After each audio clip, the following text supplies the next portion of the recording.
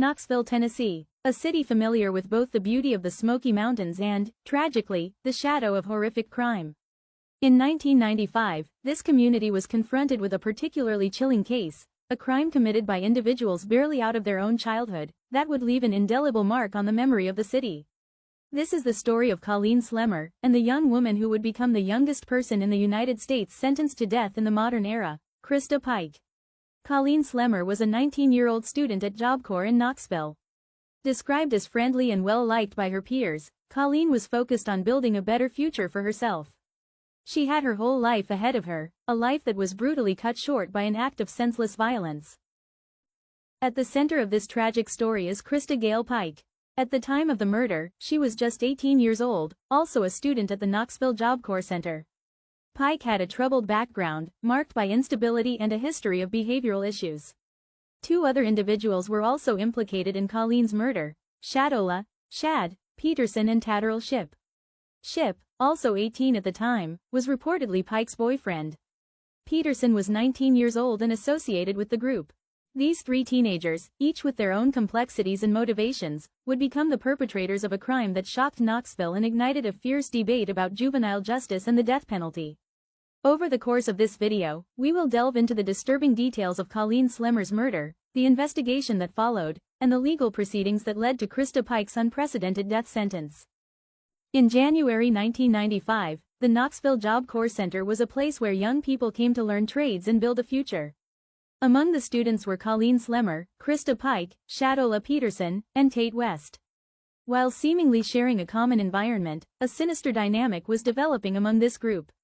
Reports and testimonies later revealed that Christa Pike had developed a fixation, fueled by jealousy and perceived slights, towards Colleen Slemmer. This animosity reportedly stemmed from a romantic rivalry involving Tatterall Shipp. On the evening of January 12, 1995, Christa Pike, Shad Peterson, and Tate West lured Colleen Slemmer away from the Job Corps campus under false pretenses. They convinced her to join them, with the guise of smoking marijuana in a secluded, wooded area off Cherokee Trail. Unaware of the deadly intentions of her companions, Colleen accompanied them. This fateful decision would lead her to a horrific and brutal end. Once in the isolated area off Cherokee Trail, the atmosphere shifted dramatically. The friendly pretense vanished, replaced by a chilling display of violence. Christa Pike, Shad Peterson, and Shipp turned on Colleen Slemmer. According to reports and court testimonies, Colleen was brutally attacked. She was stabbed multiple times, and a pentagram was carved into her chest. The attack was described as frenzied and merciless. One of the most disturbing aspects of the crime was the alleged collection of a piece of Colleen's skull as a trophy by Christa Pike. This detail underscored the chilling nature of the crime and the apparent lack of remorse from the perpetrators. In the wake of the brutal attack, Colleen Slemmer's body was left in the isolated woods off Cherokee Trail. The perpetrators fled the scene, leaving behind the evidence of their horrific crime. It wasn't long before Colleen was reported missing. The search for the young woman led investigators to the wooded area, where they made the grim discovery. The scene was described as disturbing, revealing the extent of the violence inflicted upon her. The discovery of Colleen's body sent shockwaves through the Knoxville Job Corps Center and the wider community. The senselessness of the crime, and the youth of both the victim and the perpetrators, left many struggling to comprehend the tragedy. Following the discovery of Colleen Slemmer's body, the Knoxville Police Department launched a full-scale homicide investigation. Detectives worked to gather evidence from the crime scene and interview potential witnesses at the Job Corps Center. Through their investigation, the names of Christa Pike, Shad Peterson, and Tate West quickly emerged. Witnesses and initial findings began to connect them to Colleen's disappearance and the location where her body was found. The disturbing details of the crime, including the alleged motive of jealousy and the carving of a pentagram, began to surface, painting a grim picture of the events that transpired in the woods. Within a short time after the discovery of Colleen's body, law enforcement had gathered enough evidence to apprehend the three individuals. Christa Pike, Shad Peterson, and Tate West were arrested and charged in connection with the murder of Colleen Slemmer. Following their arrests, Christa Pike, Shad Peterson, and Tate West faced the gravity of the charges against them. The legal process began to unfold in Knoxville, with initial court appearances and the formal reading of the charges related to the murder of Colleen Slemmer. The case quickly garnered significant media attention due to the brutal nature of the crime and the young ages of both the victim and the accused. The community watched as the details of the investigation began to emerge through court filings and news reports. As the legal process moved forward, it became clear that the three individuals would be tried separately. The complexities of the case, including potential differences in their levels of involvement and the evidence against each, necessitated individual trials to determine their guilt and appropriate sentences.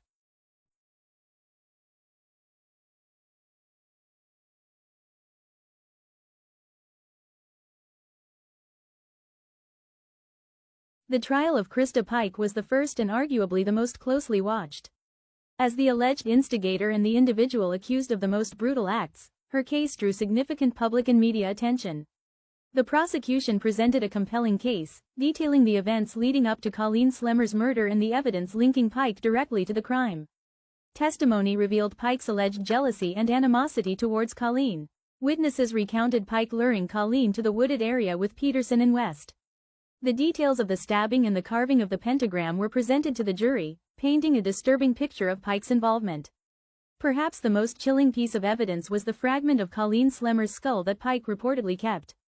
This alleged act underscored the prosecution's argument for Pike's culpability and her state of mind. The defense for Christa Pike likely argued mitigating circumstances, possibly focusing on her troubled background and youth. However, the prosecution's case, built on forensic evidence and witness testimony, proved persuasive. After deliberation, the jury found Christa Pike guilty of first-degree murder. The sentencing phase of the trial then began, focusing on whether Pike should receive life imprisonment or the death penalty. In a decision that shocked many and sparked national debate, the jury sentenced Christa Pike to death. At 18 years old, she became the youngest woman in the United States to be sentenced to capital punishment in the modern era.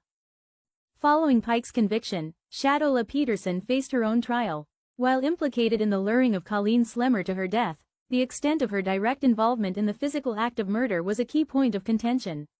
The prosecution argued that Peterson was a willing participant in the crime, present during the murder, and therefore culpable. The defense likely argued a lesser degree of involvement or influence by Pike. Shadola Peterson was ultimately found guilty of second-degree murder and especially aggravated kidnapping. She was sentenced to a lengthy prison term. Tatterall Shipp was the final of the three to stand trial.